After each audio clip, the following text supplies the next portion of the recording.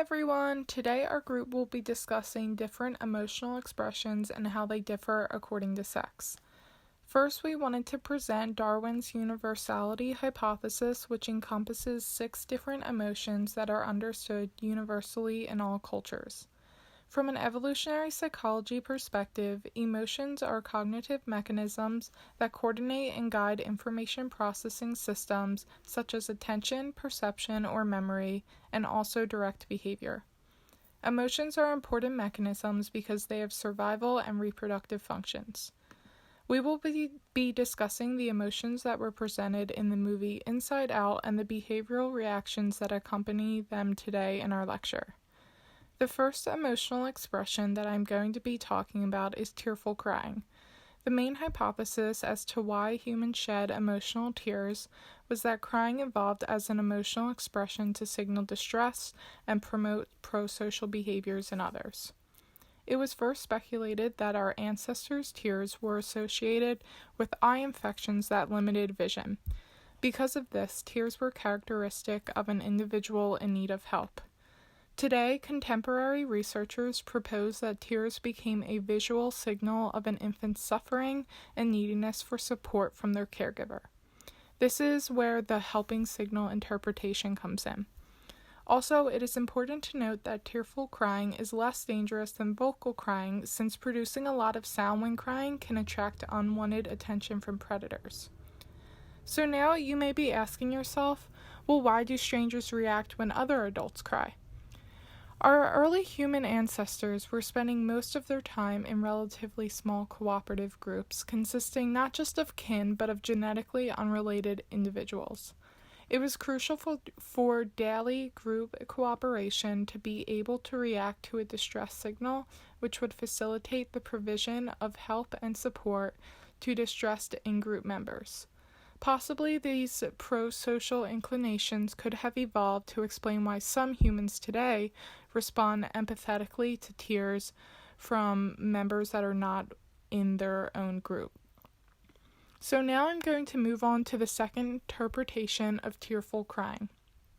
Interestingly, some researchers have speculated that tears represent a signal of submission because when we cry, our tears cloud our vision, and this would cause us to be less likely to defend ourselves in a fight. Additionally, researchers speculate that in our evolutionary past, it could have been adaptive to display subtle distress calls, such as tears, to alert potential helpers to prevent a big conflict from arising. This point is similar to the helping signal interpretation because in both, tearful crying signals critical information to others. However, I want to emphasize that the submission signal is specifically eliciting immediate support from others to protect them from a proximal threat. At this time, I do encourage pausing the video or going back to this table later on because I will not be fully discussing everything here. However, I did want to further explain some potential costs of tearful crying. If tearful crying is used as a submission signal, it can indicate an acceptance of a lower position in a hierarchy or a queue of incompetence, which could result in a decrease in social status in both children and adults. Another potential cost may be that tearful crying that is highly frequent in late infancy and early childhood could negatively affect parents' allocation of resources to the child in the long run, making them more likely to invest in other siblings. Thus, tearful crying could be regarded as a general handicap signal.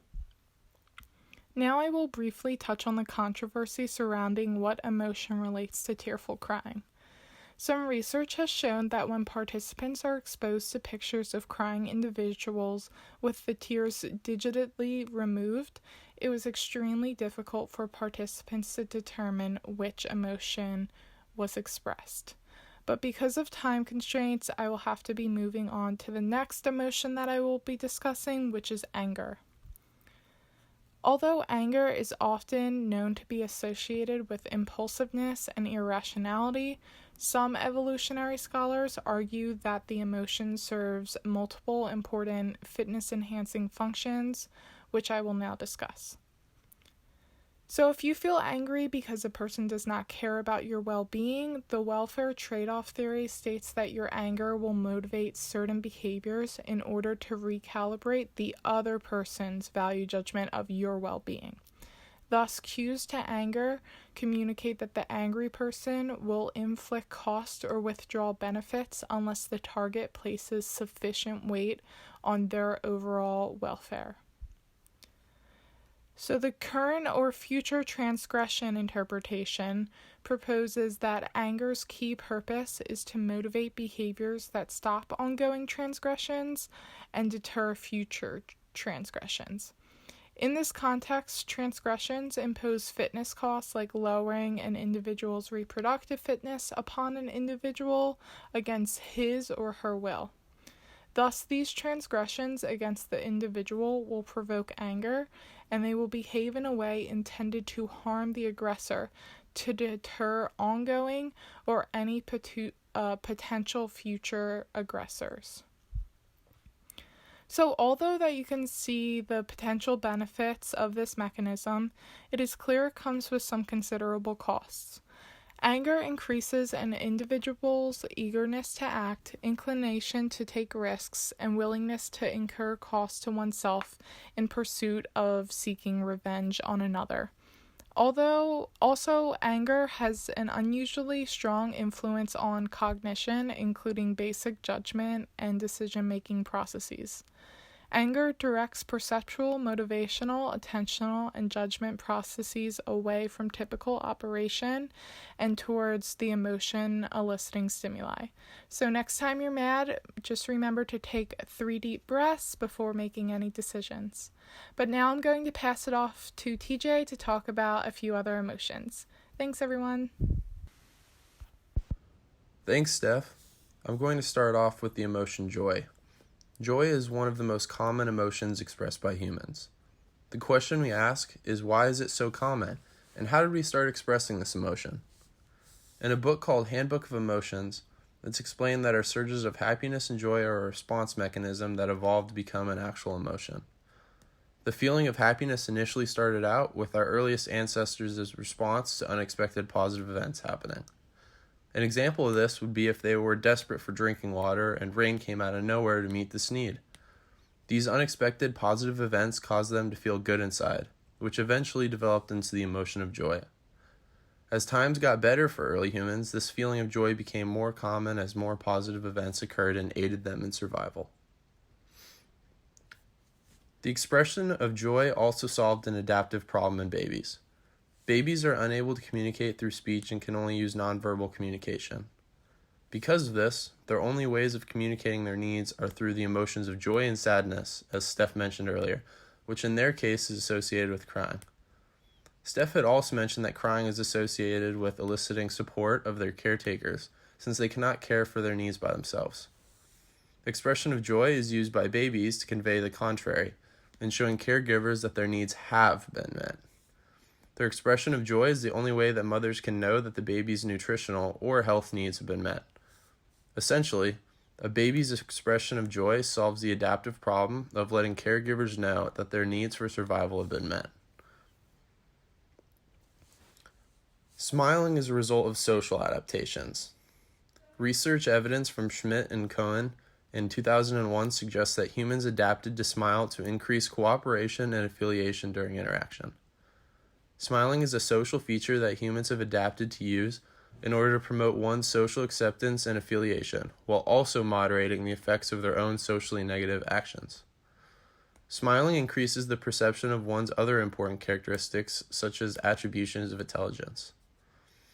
Studies have found little evidence of any reason why smiling would be a survival-dependent adaptation, but have found much evidence showing it to be a social adaptation. Fear is evolutionarily perhaps the most important emotion that can be expressed. As studied by Cornell neuroscientist Adam Anderson, fear is expressed through the widening of one's eyes and nostrils and the raising of the eyebrows. The reason our facial expressions associated with fear evolved to be like this is because it helps to improve sensory perceptions in a time of crisis. It allows us to expand our field of vision to locate any surrounding danger. This expression of fear was especially important in the earlier times, when humans needed to stay on their toes and be ready for danger. If, per se, a bear approached, widening one's eyes and raising the eyebrows allowed the person to be able to fully process and see what was going on to give them the best chance of survival. The emotion of disgust serves the opposite function as fear. Disgust is expressed through the lowering of the eyebrows, scrunching of the nose, and squinting of the eyes, or sometimes even the closing of the eyes entirely. The whole point of these alterations in facial expression is to decrease one's field of vision and airflow. This is meant to decrease the intake of sensory information, which is shown to be an incredibly helpful mechanism of defense evolutionarily. In the early years of humanity, if someone were to eat a piece of rotting meat, it would have been important to sense the dangers in eating this spoiled meat. The emotion of disgust allowed humans to realize that this piece of meat was bad for them to eat, by the automatic response of scrunching the nose and eyes. This prevented their senses from taking in any more of the disgusting meat and allowed them to see that they should stop eating this bad meat. Overall, it has been widely debated as to whether the development of emotional expression was attributed to social adaptations or survival-dependent adaptations. When drawing from different sources, it can be fairly stated that emotions are a result of both. As explained earlier, smiling is a result of social adaptations, whereas fear and disgust are clearly a result of survival-dependent adaptations. It's safe to say that survival-dependent adaptations are the source of the ways these emotions were expressed, but at the same time, social adaptations made emotional expression the way it is today, when we live in an era that emotions aren't utilized for survival purposes as much as for social purposes. We also thought it was important to share the differences cross-culturally in the perception of emotions. In a study done at the University of Glasgow, it was found that people from East Asian and Western cultures analyze and focus on different parts of the face to aid them in the perception of emotions. People in East Asian cultures primarily fixate on the eye regions to help identify people's emotions, while people in Western cultures fixate on both the eye and mouth regions. In another study done by Timothy Andrews and Andrew Young from the University of York, it was shown that people are able to understand facial expressions more accurately in people of their own culture. The reason for this is because there are cultural specific methods and ways of nonverbal communication that are better known by members of the within group. Now, I'm going to pass it over to Paulina to talk about sex differences in emotional expression. Thanks, TJ. Gender is indeed a big portion of emotional expression that is worth discussing because it has been widely researched to understand how emotions are expressed in men and women. A research conducted by Elizabeth Hampson and colleagues in 2006 determined that females showed shorter response times than males in identifying positive and negative emotions. The research strongly suggests that women evolved innately greater ability in identifying emotions due to their importance in long-term parental bonding processes, as well as their universal role as primary caretakers. In their 1985 research, Babchuk and colleagues explored 3 hypotheses to explain female superiority in emotion discrimination. First up is the primary caretaker hypothesis. This hypothesis explains that, due to selective pressures and their evolutionary role as primary caretakers, females developed an evolved mechanism that accurately and quickly identifies their children's facial affect. The function of this mechanism is to give women the ability to understand their children's needs through nonverbal communication, which eventually increases the offspring's chances of survival. If women didn't have this evolved mechanism, then they would have more difficulty understanding what their children need and what they want. This could be harmful to babies, for example, that don't know how to verbally communicate when they're hurt or they're hungry, so they rely on facial expressions. Hypothesis number 2 is the attachment promotion hypothesis. The evolved mechanism in this hypothesis focuses on female superiority in identification of both positive and negative emotions. One function of this mechanism is that, by recognizing their children's emotions, they can more rapidly attend to their needs. Also, mothers who are more receptive to emotions produce securely attached infants, so this mechanism creates emotional bonds which are essential to a child's normal development. The emotional bonds created between mother and child help alleviate stress and provide comfort and support. With this said, securely attached infants have better health and social outcomes that maximize their survival and future success in reproduction. The last hypothesis discussed by Babchuk's research is the fitness threat hypothesis. Females have an evolved mechanism in the form of a heightened ability to better discriminate negative emotions, such as fear, sadness, disgust, and anger. By understanding negative emotions better, this ability helps protect a female's offspring from potential harmful situations. So the primary function of this ability is that it alerts mothers of situations that may potentially harm their children. For example, a child being disgusted by food may be an indication that the food is spoiled or it may be toxic to the child. The evolved mechanism helps women identify the negative emotion of disgust in their child's faces and prevent them from eating that certain piece of food. In 2008, Fisher and colleagues researched male and female differences in emotion, in which men reported more powerful emotions, such as anger, and women reported more powerless emotions, like sadness and fear. Powerful emotions are dominant and transmit capacity cues. Men display dominant emotions like anger and greater joy that might translate into ambition, showing they are capable of providing resources. Powerless emotions are submissive, transmitting trustworthiness cues. For example, women's increased crime behavior may suggest trustworthiness. This topic is controversial because it overlaps with the study of gender roles. The gender role point of view explains that different roles require different emotions. For example, women are more likely than men to have domestic roles, which calls for nurturing emotions. The role of men is different because traditionally they assume a role in the economy and are the main provider of the family. The roles also have differences in power and status, with female roles providing less power and less status. So it could be said that emotion does not solely rely on evolution, but it also relies on gender roles and culture. Next, we will talk about sex differences in smiling.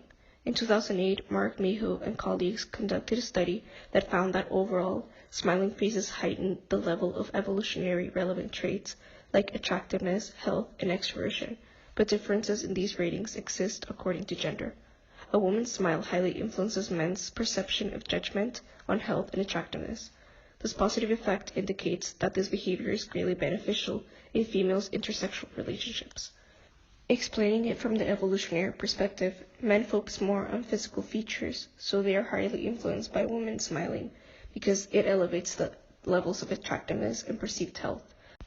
So women may use smiling as their advantage to possibly attract more mates.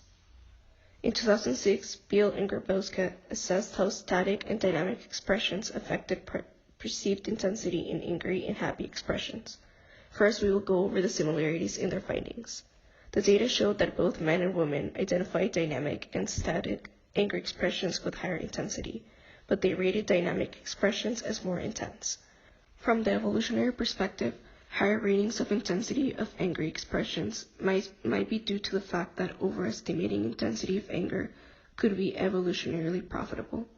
Anger is an expression that gives indication to potentially dangerous persons or negative intentions. So it does make sense that it was better to overestimate perceived expressions of anger and be prepared for possible danger than underestimate signals and be unprepared. If one could not overestimate the intensity of anger expressions, then they would not be alerted to stay away from a situation that could potentially turn violent, like for example an angry person that could start a fight. To wrap up our lecture, we will now discuss the differences in their findings. Beal and Grabowska determined that dynamic influence was limited to expressions of anger in men only. This could be caused by the fact that in men, anger is more important than happiness. Men are more aggressive and experience anger more frequently, especially directing violence toward one another. In the evolutionary context, men were often engaged in aggressive behavior, specifically in situations concerning reproduction. Past literature presented in this study shows that brutality between men is a part of evolution, making them better at recognizing anger.